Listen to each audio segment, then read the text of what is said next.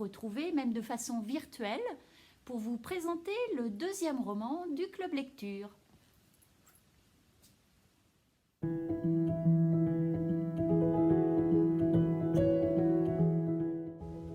Croire aux fauves de Nastasia Martin. L'ours est parti depuis plusieurs heures maintenant, et moi j'attends. J'attends que la brume se dissipe. La steppe est rouge, les mains sont rouges, le visage tuméfié et déchiré ne se ressemble plus. Comme au temps du mythe, c'est l'indistinction qui règne. Je suis cette forme incertaine aux traits disparus sous les brèches ouvertes du visage, recouverte d'humeur et de sang. C'est une naissance, puisque ce n'est manifestement pas une mort. Croire aux fauves est un récit et non un roman. Le récit d'une rencontre entre une anthropologue, Nastasia Martin, et un ours dans les montagnes du Kamtchatka à la fin du mois d'août 2015. L'attaque est terrible. Défigurée, elle subit de nombreuses opérations en Russie et en France.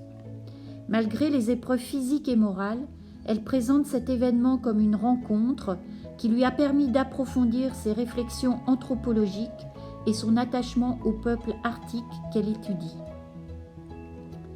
Cet ouvrage est publié aux éditions Verticales, connu par sa politique d'auteur. Parmi les auteurs publiés chez Verticales et que vous avez peut-être déjà lus, nous pouvons citer Camille de Toledo, Arnaud Catherine ou encore Maëlys de Kerangal. Croire aux fauves a reçu le prix Joseph Kessel et le prix François Sommer en 2020. Qui est l'autrice Nastasia Martin? Nastasia Martin est une anthropologue française, diplômée de l'École des hautes études en sciences sociales et spécialiste des populations arctiques. Elle est née en 1986 à Grenoble de parents chercheurs en politique sociale, l'amenant à voyager à travers le monde et à avoir la conviction de devenir anthropologue dès son plus jeune âge.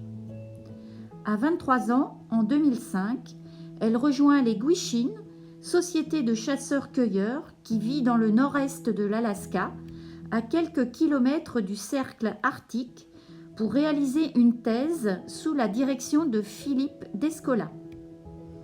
En 2016, elle publie Les âmes sauvages, paru aux éditions de l'Olivier, prix d'histoire de l'Académie française en 2017, le récit de son expérience en Alaska auprès de cette population. Elle élargit ensuite son étude en traversant le détroit de Bering en Russie et rejoint la région du Kamtchatka qui cristallise les problématiques du monde moderne.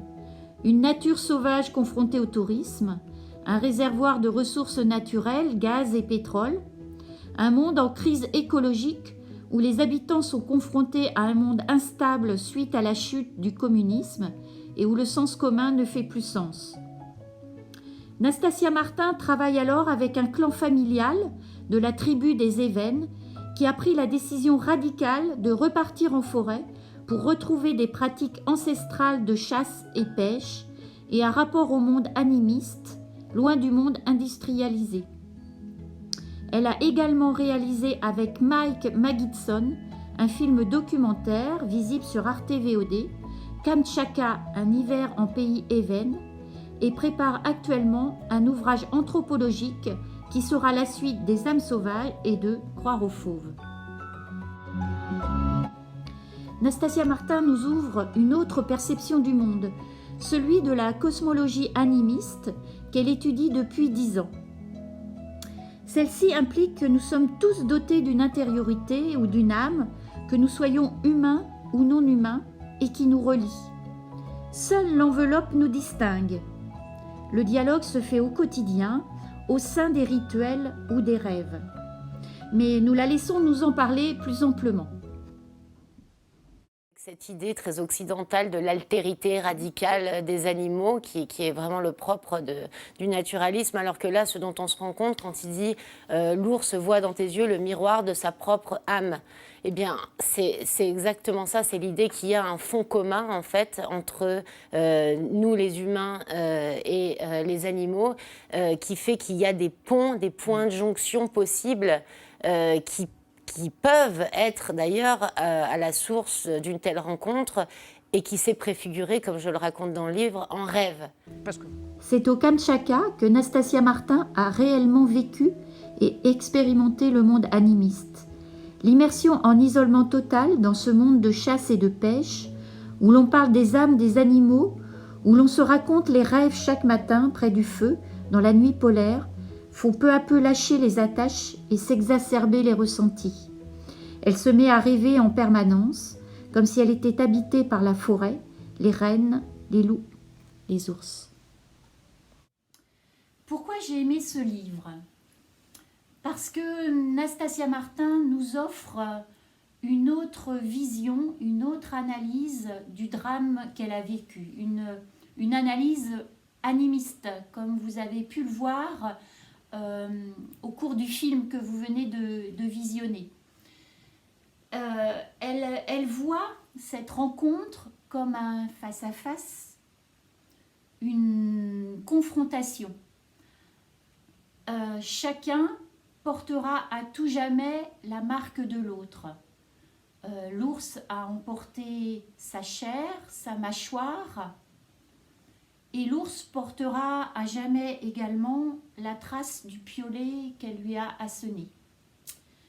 Et Nastasia Martin, qui était déjà surnommée Maturka par le peuple évène, qui veut dire femme ours. Pourquoi ? Parce que sa haute stature, sa musculature, sa chevelure abondante et hirsute, le fait qu'elle aime les myrtilles, elle est passée à tout jamais de l'autre côté. Elle est devenue Mieka, celle qui vit entre les deux mondes, au-delà des frontières de la normalité.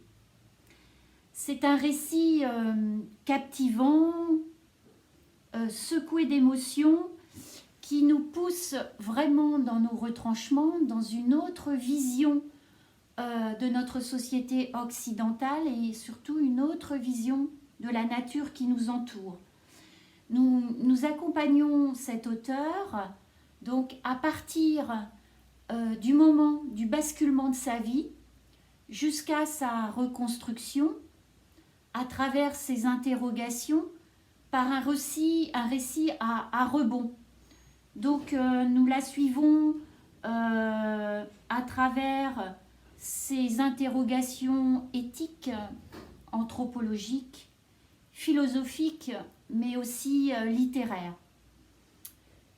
Moi, je dirais que c'est un récit érudit et qui nous touche émotionnellement, qui nous interroge et surtout qui ne nous laisse pas indifférents.